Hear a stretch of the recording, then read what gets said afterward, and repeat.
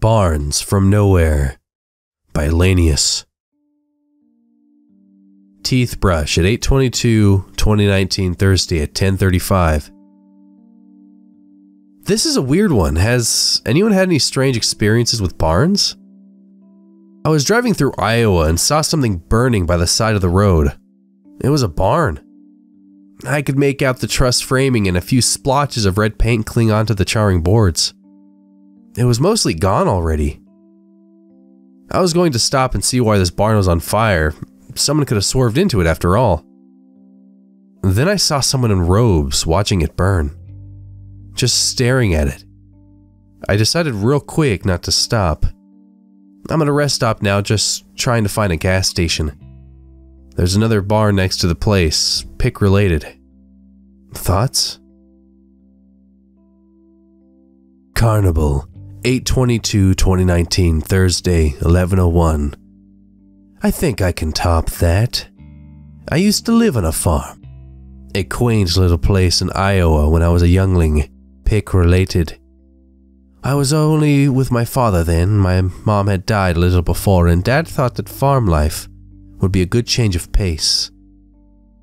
Good 300 acres of annually cycled corn and soybeans. Kinda small. A couple sheep, too. Pretty boring when you're off work. You'd have to make the most of what's there. Memorize all the divots, the boulders, where the blackberry bushes were. It became a kingdom of sorts. Then the barn showed up. I remember waking up, notably later than normal, to my father on the phone. He was yelling at who I assumed was our neighbor. Dad was pissed at some construction project on our land they'd done.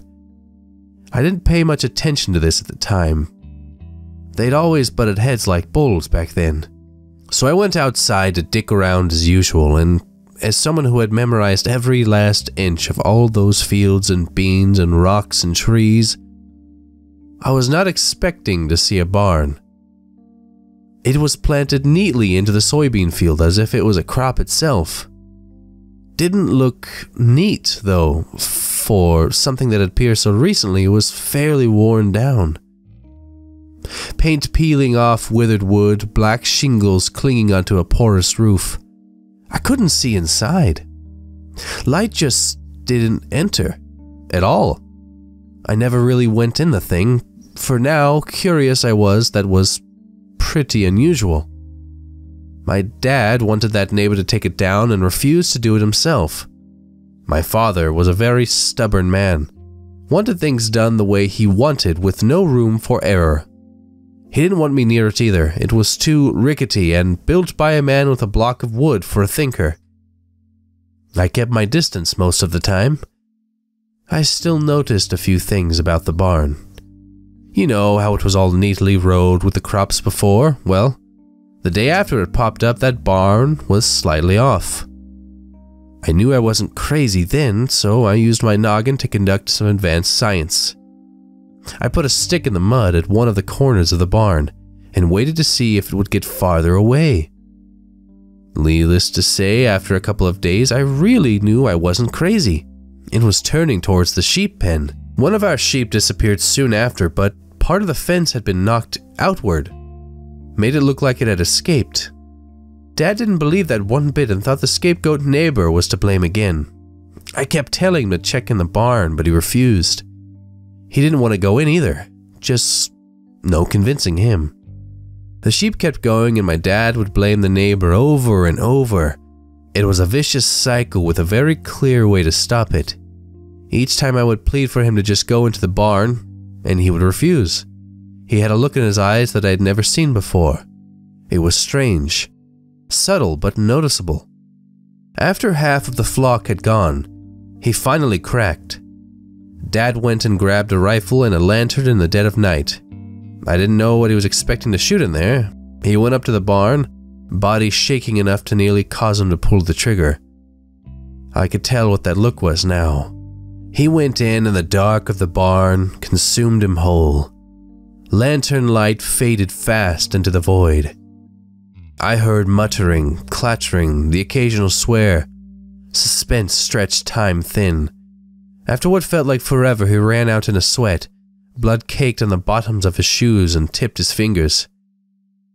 I could tell it wasn't his. He threw the lantern into the barn. A fire dripped onto the paint but dried quick.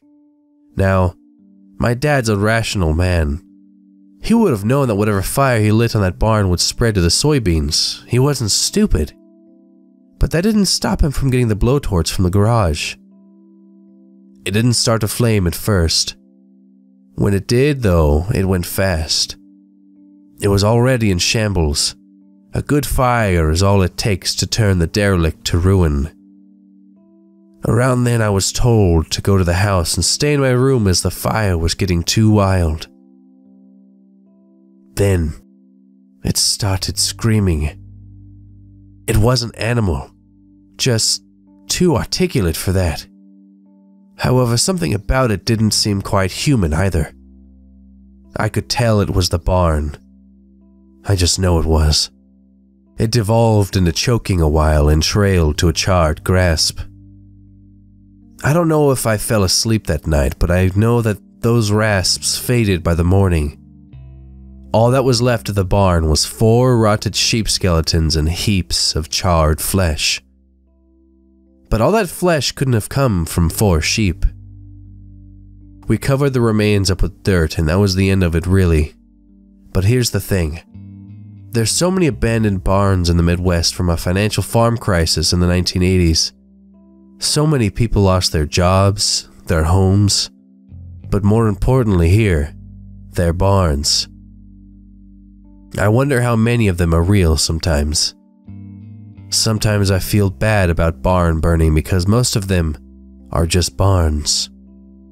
But if you heard those screams, you'd want to burn them too.